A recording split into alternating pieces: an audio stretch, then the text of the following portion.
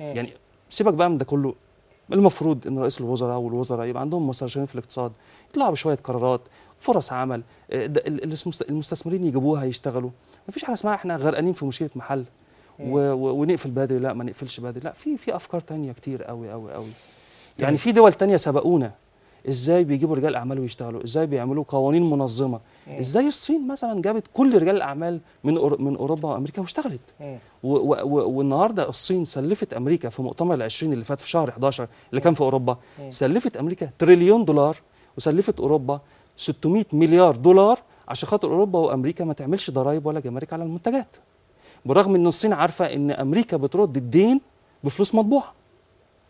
بس الصين وصلت لمرحله ان هي جذبت كل رجال الاعمال عنده. رجل الاعمال تقصد فلوس مطبوعه اللي هو التضخم، دولارات مطبوعه، اللي هو التضخم، هي يعني امريكا بترد يساوي عندنا صح كده يا دكتور، اللي هو ما يؤدي الى التضخم، ما يؤدي الى التضخم، وما فيش اذون، ما فيش اصول ثابته. هي بتطلع في الاول باذون خزانه وسندات خزانه، بعد سنتين بترجع اذا تم طبعا. إذا تمام، تم احنا على فرض الجدل ان هو تم.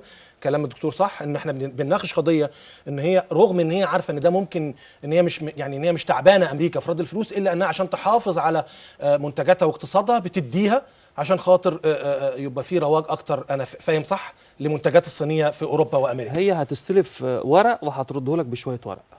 المهم ان هي تحقق سيوله عندها، عشان هي بتصرف الفلوس دي كلها في المرافق. امريكا بتهتم بالمرافق عشان تخلي المواطن رفاهيته عاليه. فالمواطن لما بيبقى رفاهيته عاليه هناك بتبدا بتاخد منه بعد كده ضرائب، فبيدفع الضرائب. ما هي موازنه امريكا 2.2 تريليون دولار، 2.2 تريليون ده من الضرائب، وهو عايز يصرف 3.8 تريليون. عنده عجز سنوي في الموازنه حوالي 1.5 او 1.6 تريليون دولار، فبيستلفه باذون خزانه وسندات خزانه، وبيستلف بكل الطرق وبيرد بعد سنتين وبعد 3. المهم ان في دول بدات تفكر، بدات تنجز، في ناس بيقروا. احنا تقريبا الناس ما بتقراش، لا وزير بيقرا ولا حد بيقرا، وبيطلعوا يتخانقوا مع بعض ويشتموا بعض وخلاص. طب ما في دول اتقدمت. احنا كنا نظن جميعا اننا في العهد الجديد ستتغير كل هذه العقليات. ما فرقتش كتير. الوزراء اللي موجودين دول كلهم موظفين كبار في الدوله، بس الفرق بينهم وبين اللي قبلهم ان دول بيصحوا بدري جدا، يصلوا الفجر في الجامعه وينزلوا يروحوا الشغل ويروح تعبان. الاول كان الوزير ساكن في فيلا، دلوقتي الوزير ساكن في شقه.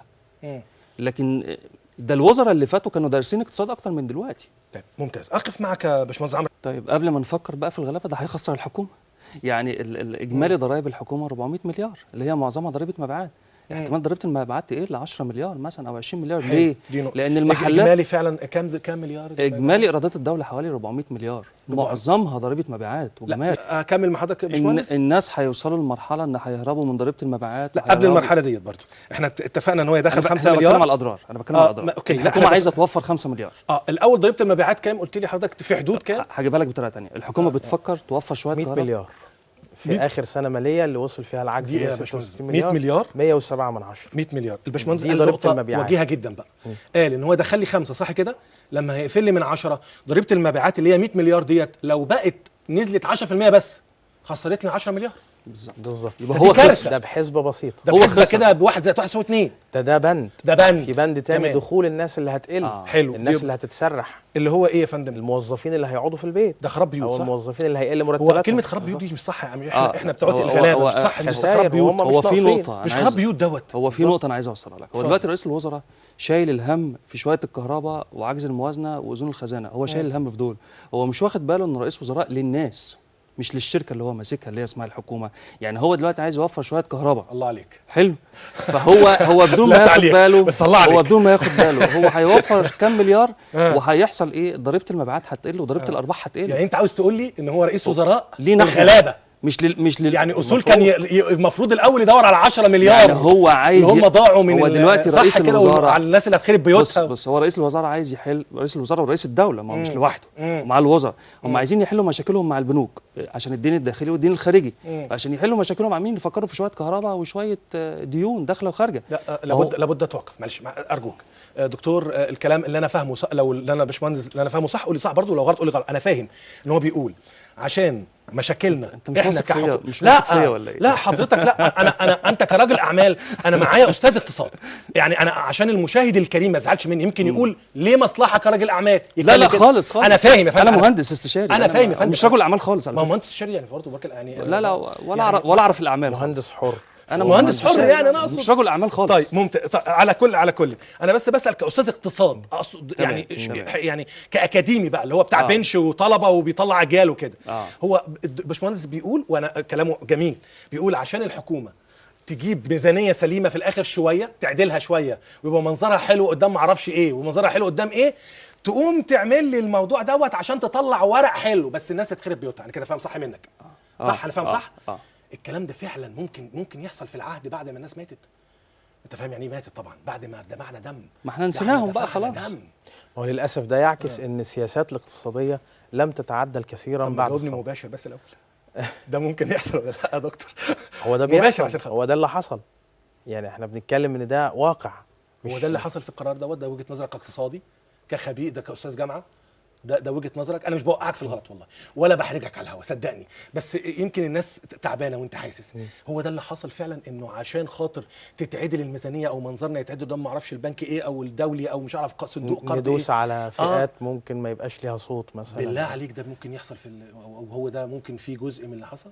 للاسف ده خصوصا ان في بدايل مطروحه، في بدايل مطروحه. هنفترض حسن النيه وهنفترض ان هم ناس كويسين، وانا حتى بصيت ليك بريئه، وهنفترض ان هم ناس ممتازين، بس هم مش على فكره جاي تهدي النفوس. لا اله الا الله. افهمني هم مش دارسين اقتصاد بعفويه. هو الوزراء معهمش مستشارين ولكن مفيش علم. يعني هو عايز يوفر شويه كهرباء، لا يا سيدي روح اعمل لي محطه كهرباء جديده وسيب كل الناس تركب تكييفات وما تقوليش اقعد بالملابس الداخليه. انا اصرف زي ما انا اصرف وانت خد مني ضرايب في الاخر. حلوه، اصل دي بتتقال كتير دكتور. انا بتكلم، ما تزعلش مني، انا بكلمه كاستاذ جامعه دلوقتي بصفتي كاستاذ جامعه، عشان يبقى الكلام عن الناس اهو، العلم والواقع. اتفضل. الناحيه العلميه الاكاديميه بتخبرنا ان في بدايل. لا الباشمهندس قال كلمه صح تماما والناس بتقولها. بدل ما بتقول لي ان انا اقعد بالملابس الداخليه زي ما الباشمهندس قال، بالفعل الكلام ده فعلا بيتقال بالظبط كده. وبدل ما بتقول لي اطفي التكييف، طب ما تركب لي يا اخي وحده كهرباء. هو لما بيفصل الكهرباء ساعتين في اليوم الورش والمصانع الصغيره بتقف، حجم الخسائر غير طبيعيه. الناس دي اخر السنه مش هتدفع ضرائب. فالباشمهندس عمرو بيقول فعلا، وكلام فعلا بيتقال فعلا، ده معبر عن واقع. طب ما تبني لي محطه كهرباء وتسيبني اشغل التكييف على الفاضي وتيجي تاخد مني فاتوره 1000 جنيه، ما انت المستفيد. بس هي المشكله، هل الحكومه عندها بقى الاعتمادات الماليه اللي تبني بيها محطه الكهرباء؟ ما احنا بنقول في عجز ضخم جدا. والحكومه عندها الاعتمادات اللي هي تخرب بيها بيوت الناس وتقفلهم محلاتهم. هنا بقى البدايل، الموضوع كان لابد ان يدرس. في بدايل اخرى. وانا مش هقدر ان انا يعني اخوض في هذه. لا هو طبق بالفعل، لانه احنا نحسن الظن. اتمنى يكون مديرين البنوك مرتباتها. لا هو انا اتمنى يكون الطبق، ولكن هو الوفر اللي حصل لنا بصراحه العداله الاجتماعيه تكفي قوي، حتى لو اداني صفر في الاخر وفر. لا بس نرجو نعرف برضو الحسابات الماليه. لا طب خلاص، انا بتكلم في نقطه الحد الاقصى، حتى لو اداني في الاخر عداله اجتماعيه بس يمكن. طب انت استفدت حاجه؟ لا لم استفد طبعا، ولكن في النهايه لو حتى لم يعلن كم الوفر المتحقق في المصروفات. الحد الاقصى تقصد كم وفر؟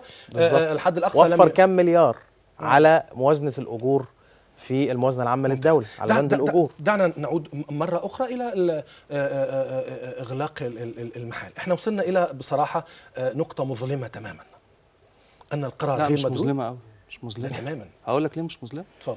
في حلول تانية. لا انا ما بقصدش في الحلول، انا بقصد نقطه مظلمه في ان القرار غير مدروس. اللي حصل في ان القرار سيصيب فئه كبيره جدا من المجتمع وشريحه كبيره جدا بأضرار بالغه المباشر، باضرار بالغه ومباشره كمان.